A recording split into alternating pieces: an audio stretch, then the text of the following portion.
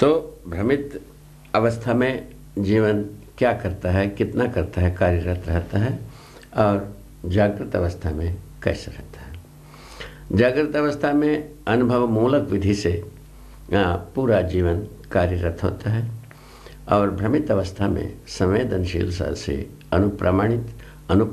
अनुप्राणित रहता है और जीवन के केवल जो 10 क्रियाएं बताए उसमें से 4.5 क्रियाएं क्रियारत रहते हैं, बाकी जागृत रहते नहीं हैं। क्रियारत रहते हुए उनके लिए जो बाकी भागों को समझाने की वस्तु नहीं रहती है, इसी कारण से अंतर्विरोध जीवन में बना रहता है। इसको भले प्रकार से देखा गया है।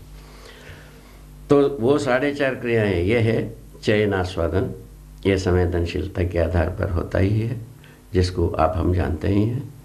और हाथ पैर नाक कान के लिए अच्छा लगने वाले वस्तु को हम अपनाते हैं और बाकी कुछ खराब लगने वाली चीज़ को छोड़ देते हैं। इसको संवेदनशीलता के आधार पर हम शुरुआत कर देते हैं। संवेदनशीलता के पक्ष में ही आज तुलन नाम की क्रिया वृत्ति से करता है प्रेरित लाभ के रूप में, ये एक क्रिया है और इसी के अर्थ में विश्लेषण हम कर लेते हैं।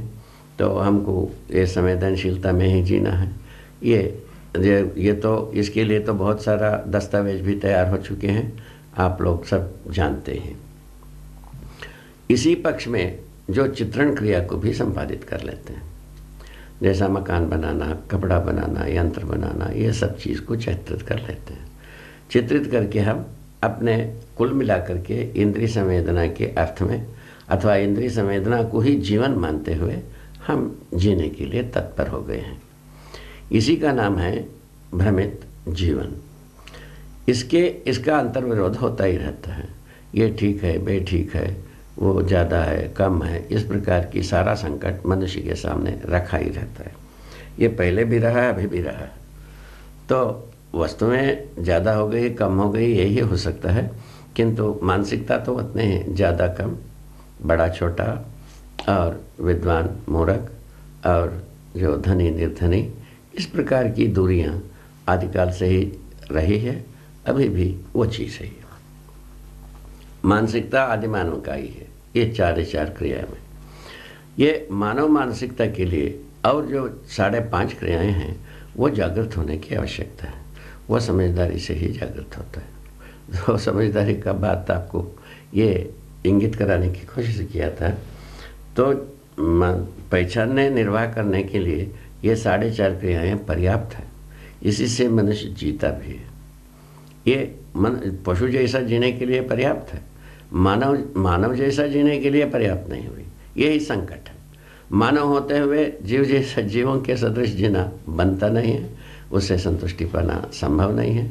ये तो सब बहुत सारे गवाहियाँ गुजर चुकी हैं, सबके सामने गुजर चुकी है, ऐसा मेरा सोचना है। और भी गवाहियाँ चाहते तो शोध भी किया जा सकता है। अब जो मूल मुद्दा 10 क्रियाएं जीवन में संपादित होते हैं, वो सारे क्रियाओं को व्यवहार में प्रमाणित करना ही जागृति है। उसमें से केवल थोड़े भाग को जागृत बने प्रमाणित करना जागृति नहीं होती है। जैसा उसको एक छोटा सा मैंने अपने में ही देखने वाली बात सोचें, जैसा शरीर स्वस्थ है तो 5 ज्ञानेंद्रिय, 5 कर्मेंद्रिय अपने आप में सटीक एक दूसरे के तालमेल से काम करते रहते हैं। इसको देखते हैं।